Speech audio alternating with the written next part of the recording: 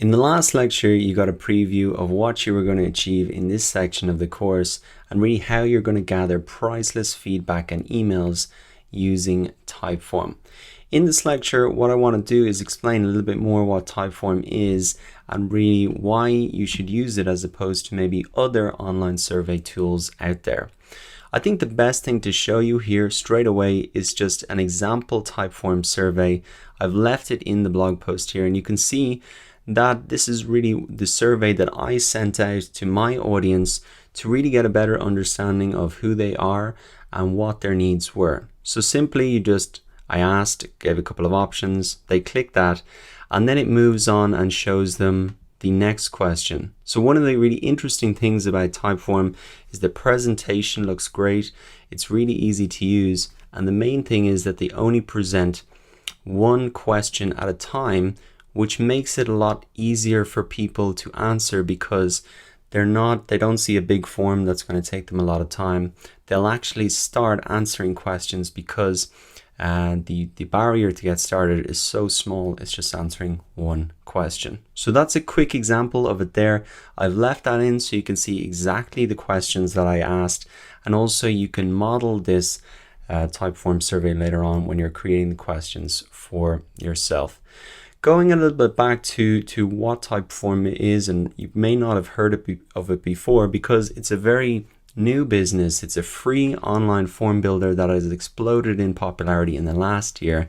Here is an image that I took out of Google Trends, and you can see the popularity has really soared in the last year. I became aware of Typeform when I received an online survey from someone using it. So someone sent me a survey using Typeform, and I was really impressed by the look and how willing I was to fill out the form, and that's really how I became aware of it. The clean design and ease of use really impressed me, so I created a Typeform for myself to gather the feedback and emails for this course. And the results were the key thing that blew me away. That's why I'm really recommending it in this course. Not only do I think that market research is an essential step before you start to invest time into something, but also that this tool really gets those responses, which is what you want. So here are some of the results that I got.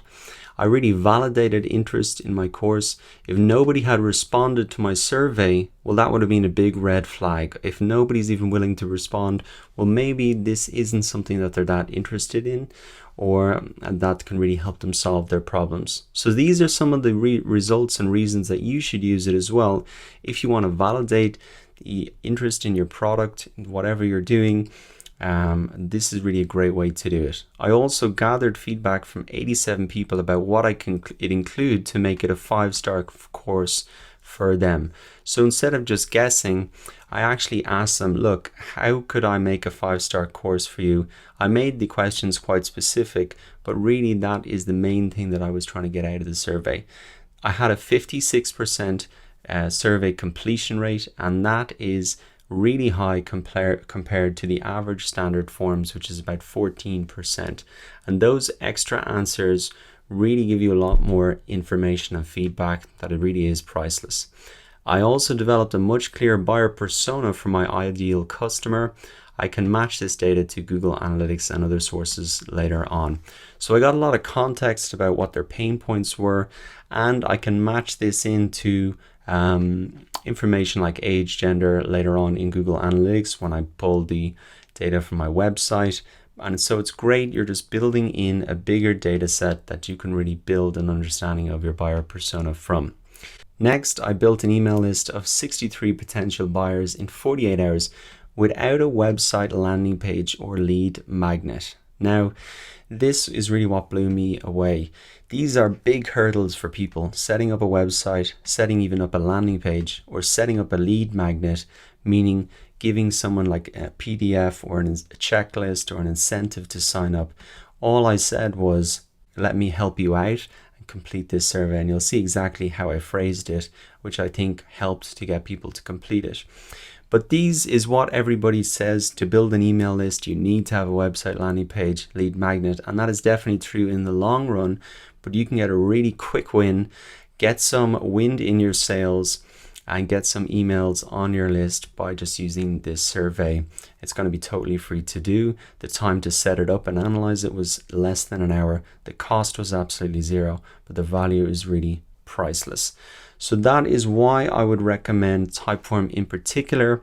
Very easy to use. The completion rates were extremely high, and I got some great results out of it, which I think you'll be able to model. I've showed you the example of the form here, and that really wraps up why Typeform. I hope now you're fired up to really get stuck in, because in the next lecture we're going to create a Typeform account and start to set up your online survey. I'll see you in the next lecture.